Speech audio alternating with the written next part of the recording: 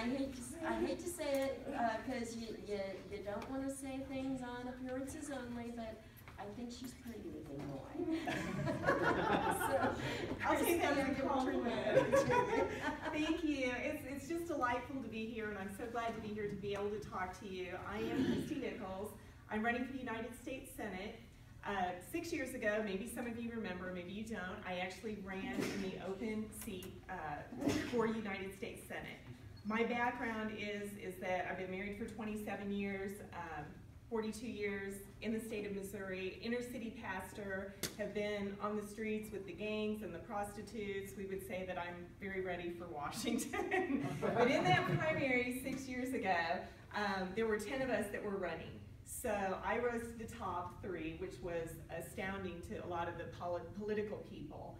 And that was because I reached out to the people. I talked to them, I listened to them, I understood the issues, and I was there for the people. So 6 years later, and actually when I ran 6 years ago, when you go to draw your ballot, what your placement is on the ballot, I drew 414.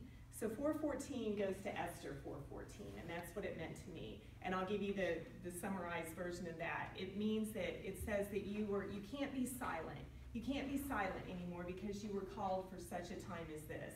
And so really and prayerfully, God said, you need to run again. And I thought, oh boy, it's tough when it's an open seat and you don't have any political experience. But then when you're running against the incumbent, I thought, this is going to be fun because it was fun 6 years ago. And so when you have that kind of a challenge going forward, but I thought, do you know what?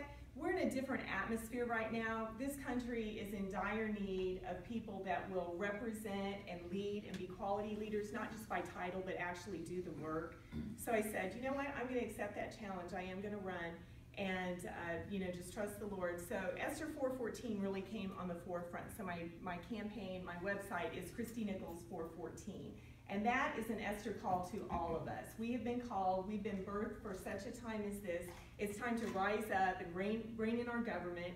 Our founding fathers, I don't believe that they intended for people to have this as a career. It's a time of service to the people, and what we see is that people have been entrenched in there for a number of years.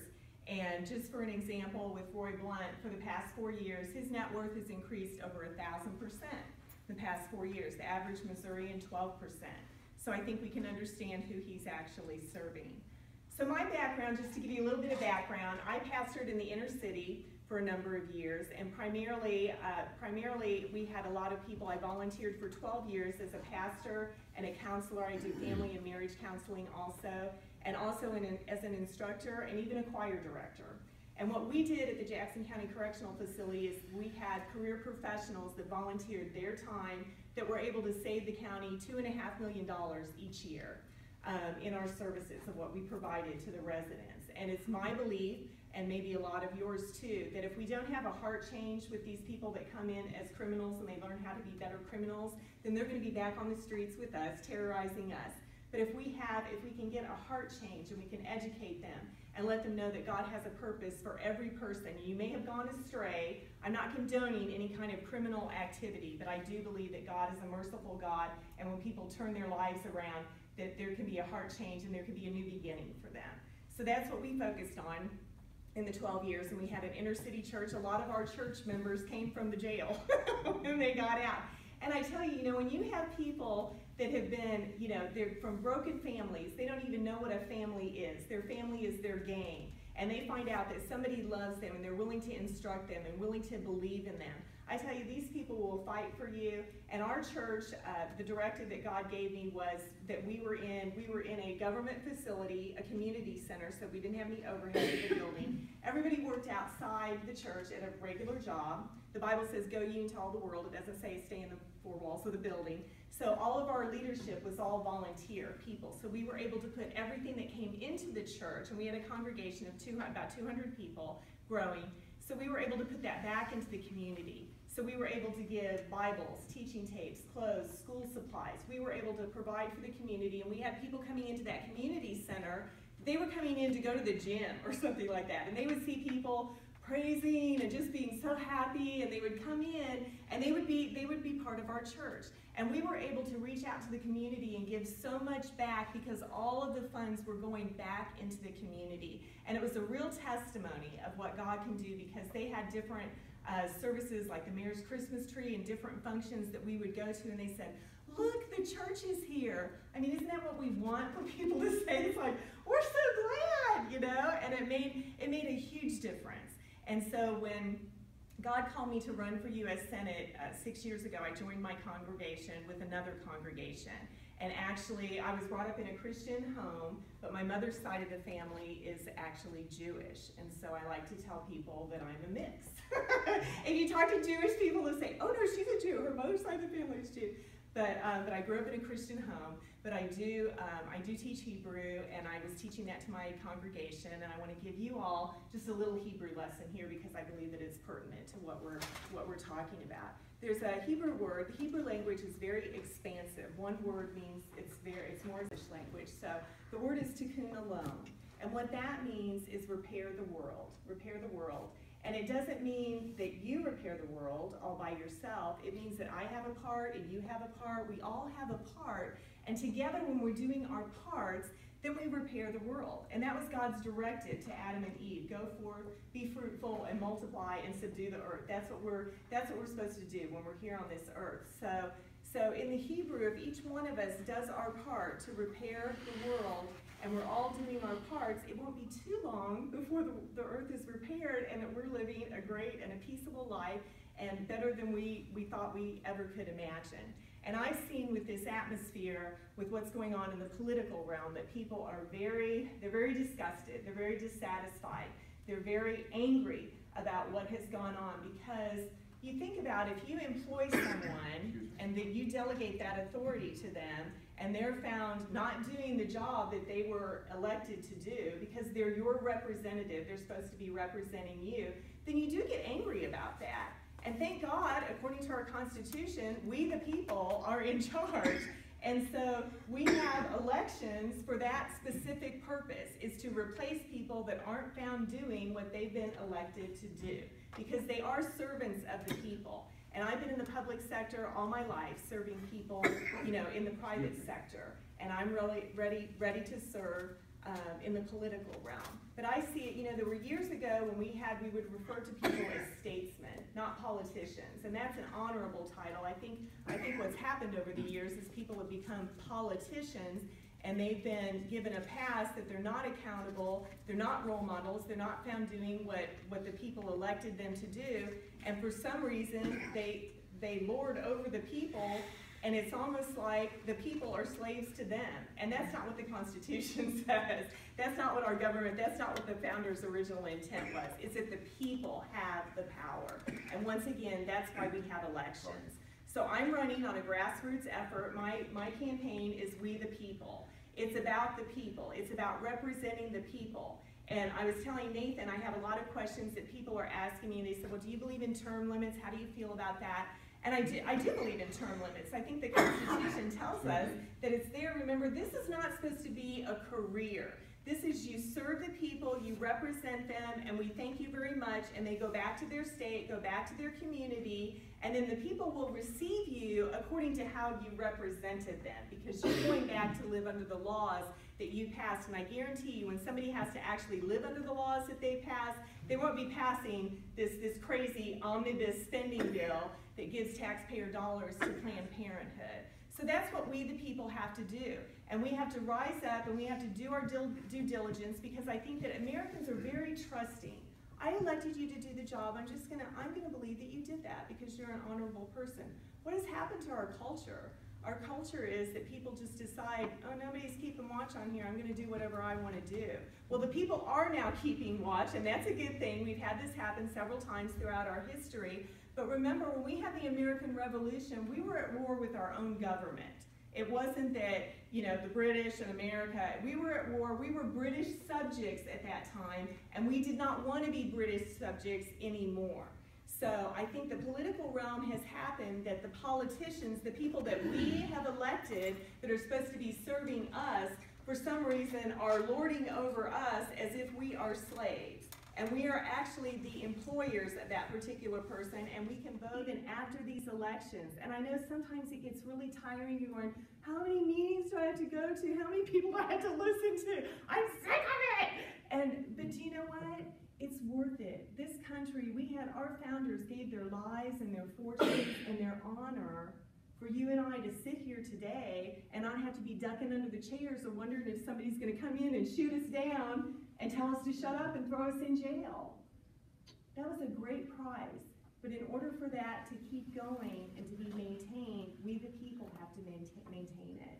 And if we don't, I like to give this example, is that if you had a car, you put it out, in your field or your empty lot or something like that, and you never changed the oil, you never maintained the car, you're going, oh, I have a car, I bought this car, I spent thousands of dollars on the car. You never did anything to it. Pretty soon, after years, 50, 60 years, we're never even going to recognize that that was ever a car, because the elements are going to eat it, everything's going to deteriorate, everything that it was designed to do is going to be gone, and it's not going to be recognizable. And I think that's the place that we're at, really, in our political system and with our government. So I'm running for U.S. Senator, and it really is a We the People grassroots campaign. I'm finding so many people that I talk to and the places that I go and the doors that we knock on. Everyone is so happy I'm running.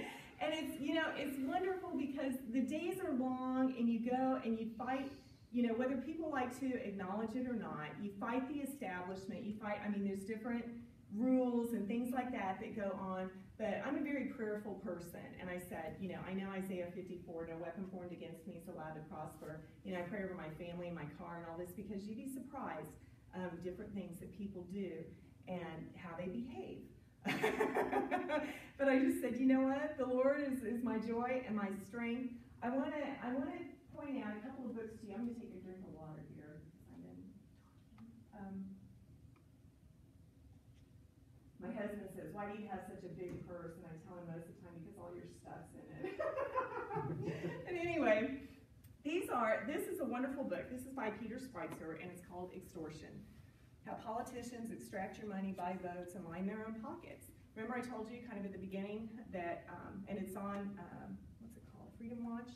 Freedom Watch, Roy Blunt, his income, his net worth has increased over 1,000%. I want you to think about that. You're in stocks, all that. Anybody ever get 1,000% increase?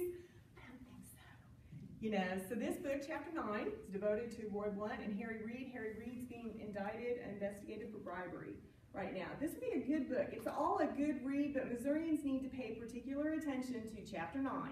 So you can get this on Amazon, Peter Schweitzer. It's called Extortion. Another book, because I like to tell people leaders are readers, and I think that's a good, if you're a leader. And it doesn't matter if you're a leader in your home, you're a leader in your business, you're a leader in your church, you're a leader in the governmental realm, you're a leader in your community.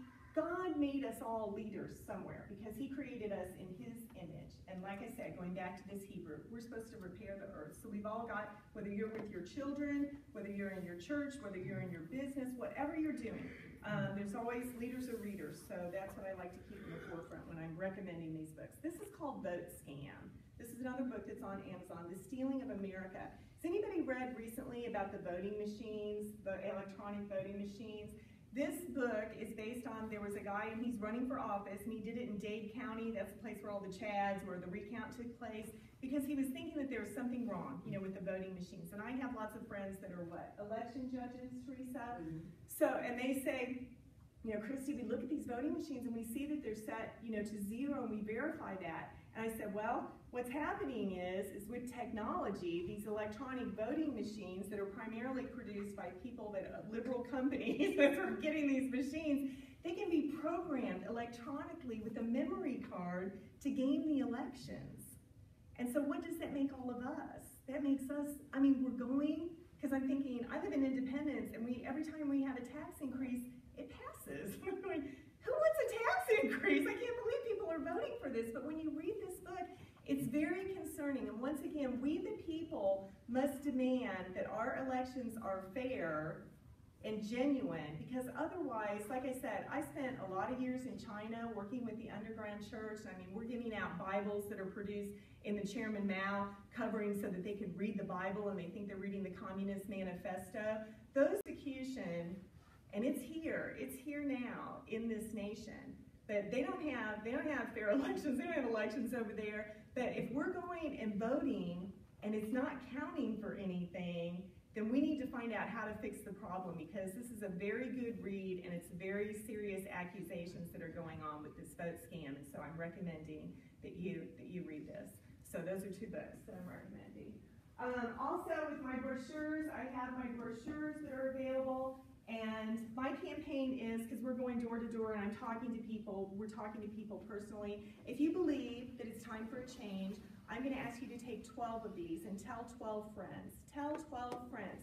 Your personal recommendation and what you believe, saying, I heard this woman speak, I trust her, I think she'd be a good change. And take these with you and give them out. Or I have a Facebook page, and on my website and on the Twitter, you can tell 12 friends about that also. But it's very important that people are informed and that they know that someone is running and it's not just word blunt.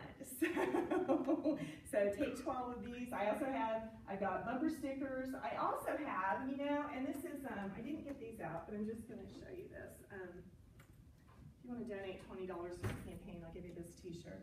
So this is We the People. So it's We the People, and it also has on the back too the Kristi Nichols 414. I want people to really keep that in the forefront. We can't be silent. You've got to raise your voice. You've got to tell people who you're voting for and why. This gentleman, said I'm voting for Peter Kinder. I was down in Branson all day today, and there's Peter Kinder signs everywhere. I thought, wow, this is great.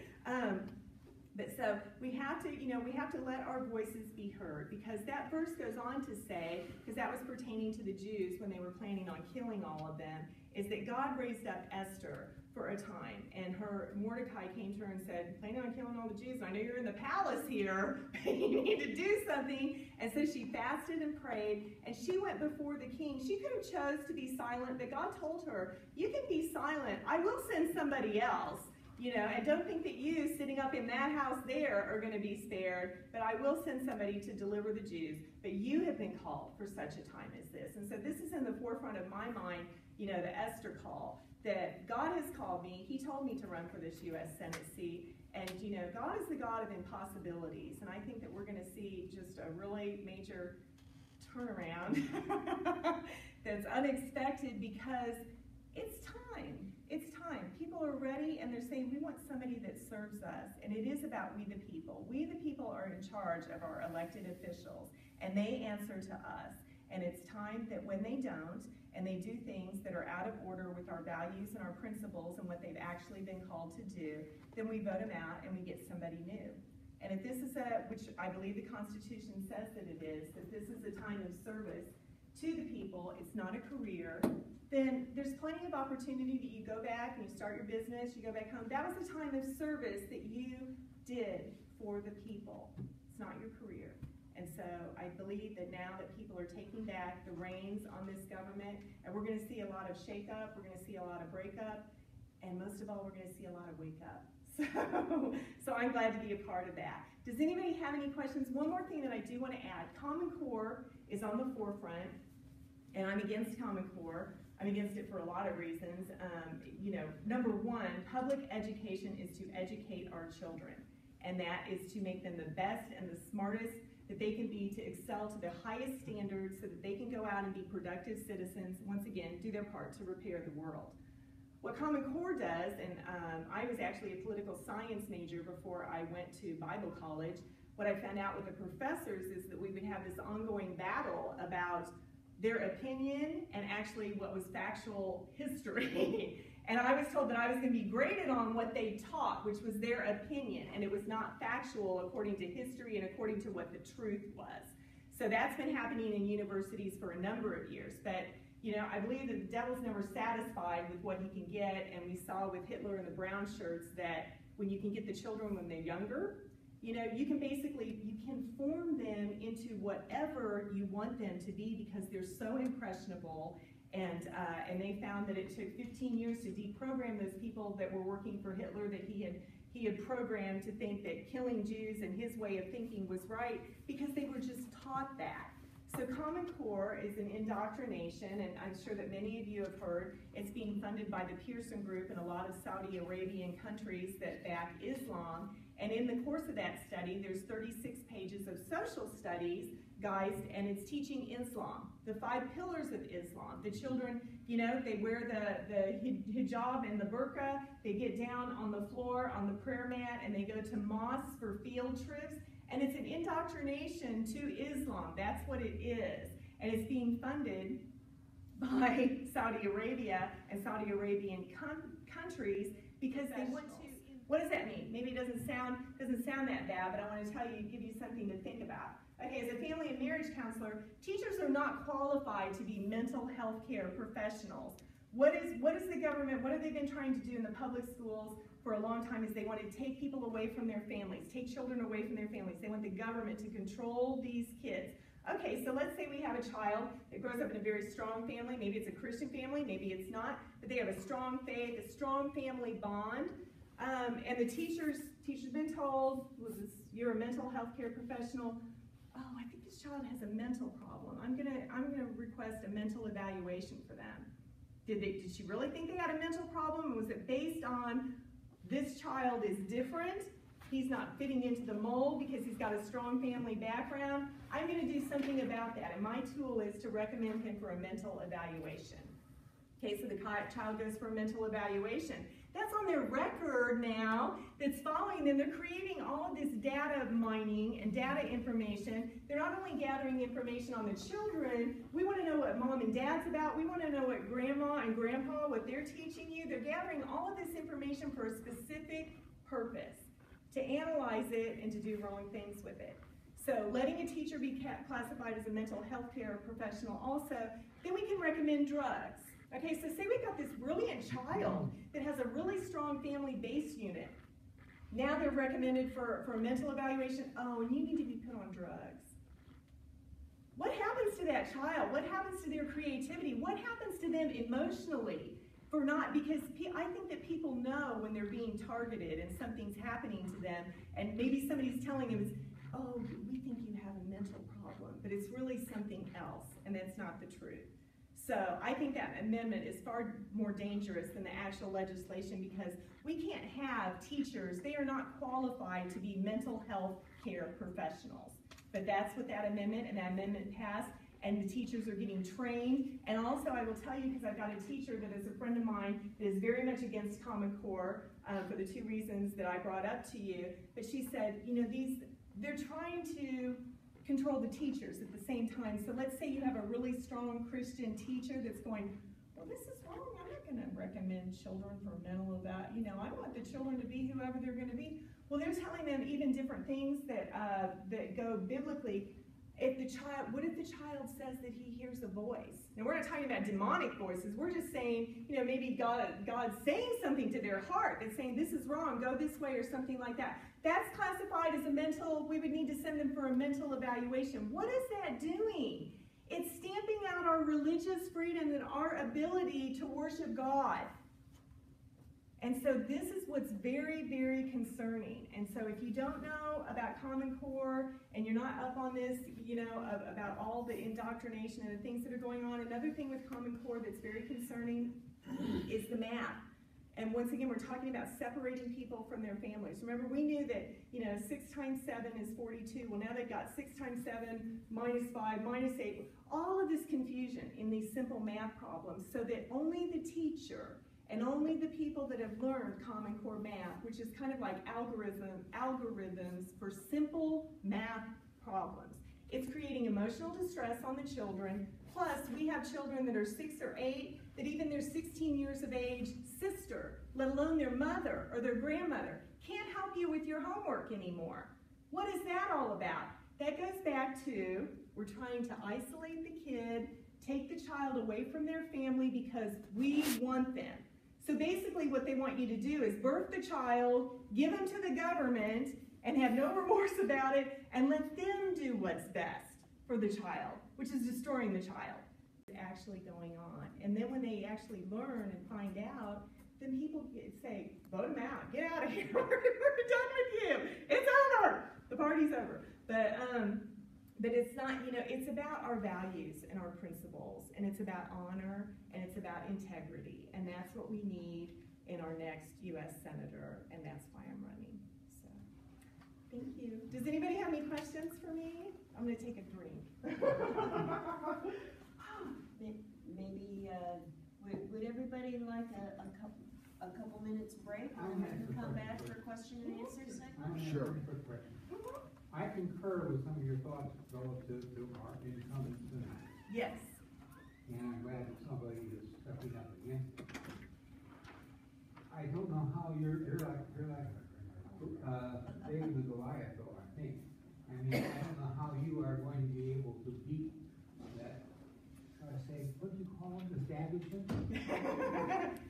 Well, do you know, there's been stranger things that have happened, and to your question at point, when there were 10 people running, no one even considered me as being on the map. There were other people that even had people had buses that were, had their name all over the bus and all of this stuff, and they got less than 1% of the vote, and they had thousands and hundreds of thousands of dollars, even more than I had, but I beat them. And it shows that when the people are informed, and even, sometimes I can't even explain to you how all of this happens, but what we've seen in this nation too, is a movement of the people, that people are going, I'm going to get out there, and I'm going to find out, and I'm going to make my voice heard, and we're going to have a change here. And it's been, it's been good, bad, and ugly, but sometimes things have to get ugly. The revolution was ugly. And I reminded people too that during the American Revolution, we like to think that you go back, history proves it out, that there was only about 9% of the population that actually wanted to break off from Great Britain, and 9% is a really small number. But think about how that escalated and how that happened, and we won. Against all odds, we won. And so we broke off from Great Britain and became our own nation, and this is possible too in this U.S. Senate race. Thank you. Anything else? Yes. Yes. One thing that I am concerned about is the fact that we should have 2 Republican senators in Missouri. Because of Aiken, we only have 1. And I know Roy Blunt, but I'm just getting to know you. And I just wonder, how would you answer that question with rape and legitimate rape?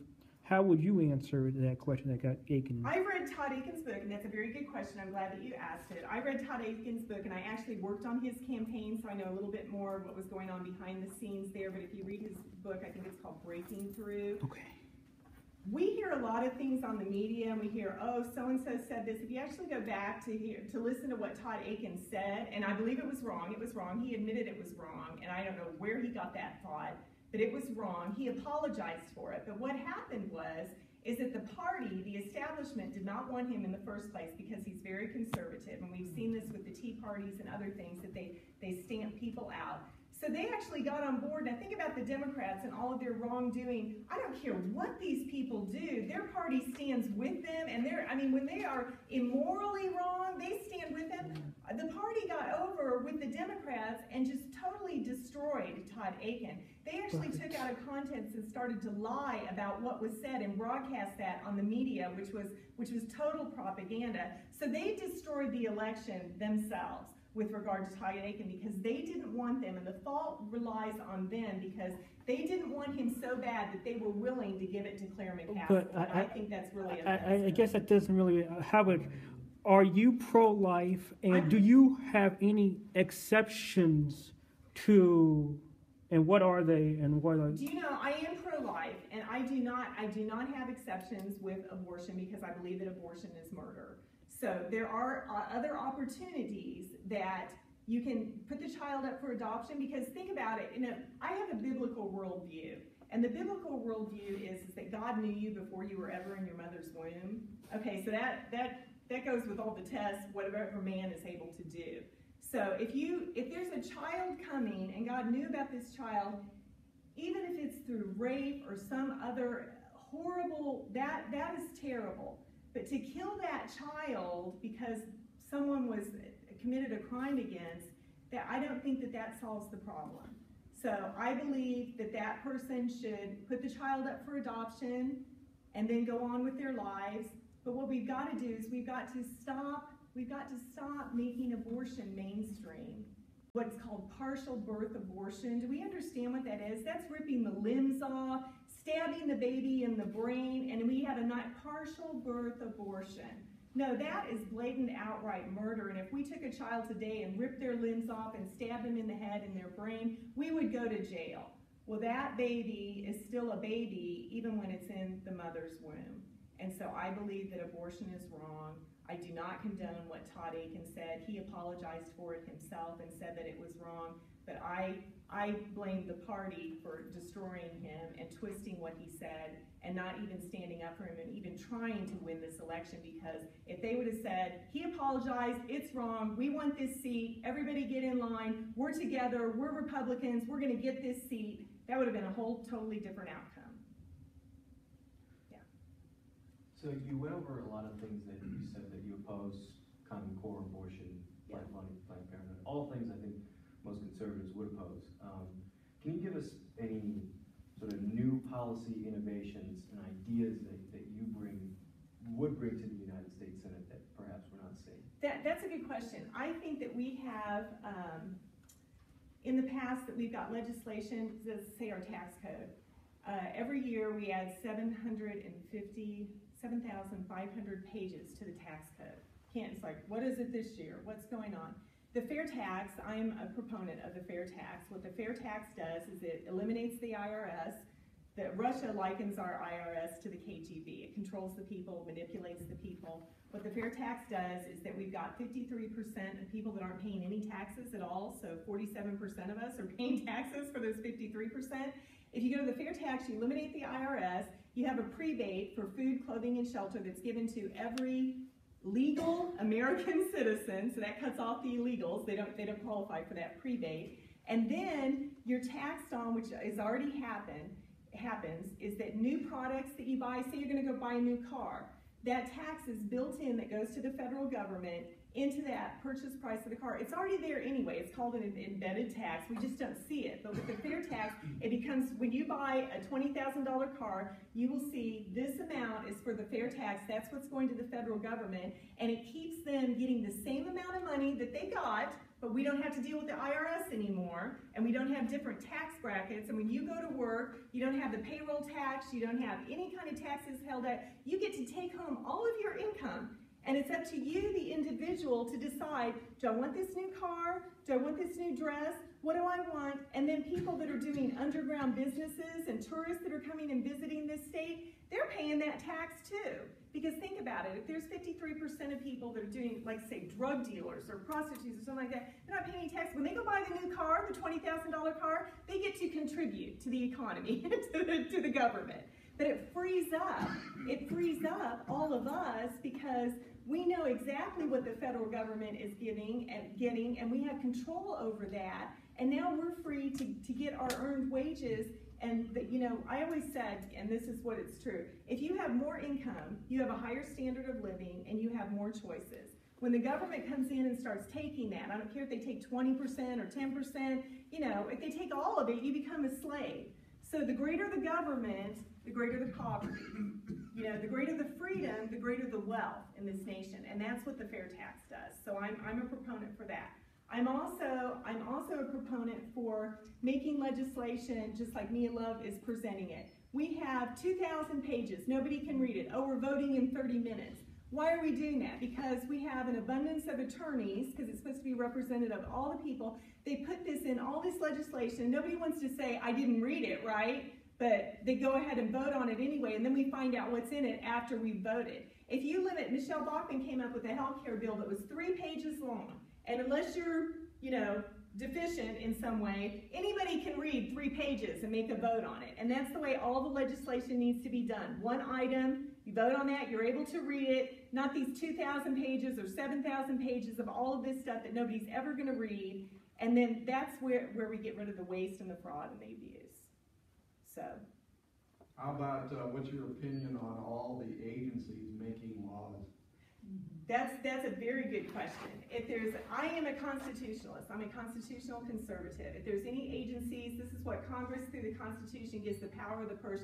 You defund those agencies and you don't give them any money, and then they dry up, because I'm for zero-based balanced budgeting. I don't think since we had this budget last year and you got this amount of money, that we're going to add 2%. We keep adding 2% and 2%. We never get it. We never get free of that. We never get debt-free, and we never get back to a place where we have a surplus.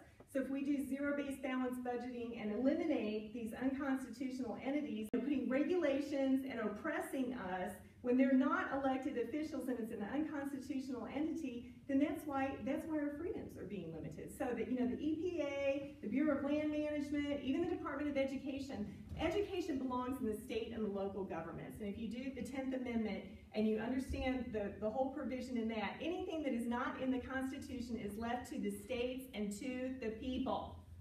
So we've got to get a hold of this, and the best way to get a hold of it is to defund it. Defund it. It dries up. You don't get any money. That's simple. I don't think necessarily we have to defund it, which is fine, but let's take it back that even if the EPA, for example, puts forth a ruling, Congress has to approve it, not, after 30 days it automatically, but if Congress doesn't officially approve it, it doesn't become law. That's right. Which, therefore, a lot of that stuff would never happen because... And see, this is what goes back to career politicians and people that have lost focus about what their original intent was of their office. Because if you're looking out for the people and you're actually thinking in your mind, whatever I'm doing, I don't have to go back and live there. I better not be doing this. When these things happen, when the EPA, like this waterways of the USA, now according to what they've written, any kind of water that you get on, the government can come in and claim your land. So what is the point of having, life, liberty, the pursuit of happiness is actually ownership, owning something. And if you're paying for something that you're supposed to own, but the government can come in and take it away from you, then you really don't, you're deceived, you don't own anything. And this is what happens with the government encroachment, and this is what my biggest gripe is with the Obama administration, is because I believe what they do is they push it to see how far people will put up with it, and everything is a test. And in the past, we kind of flunked out on the test. But, that's what the Second Amendment is for, too. It's not for hunting and all of this stuff. It's if you have a tyrannical government, you get your guns, and we'll throw you out. And that's the way it is. But in communist nations, they don't want people to have guns. They don't want any of this because they want to control the people. And we're seeing that gradually move into an area of what we're seeing in the United States. So we have to get rid of unconstitutional entities and unconstitutional legislation. But an interesting thing was there's a study that came out 3 years ago. And when you become a citizen, you have to take a citizenship test. You have to know certain things about the government, about the Constitution. And so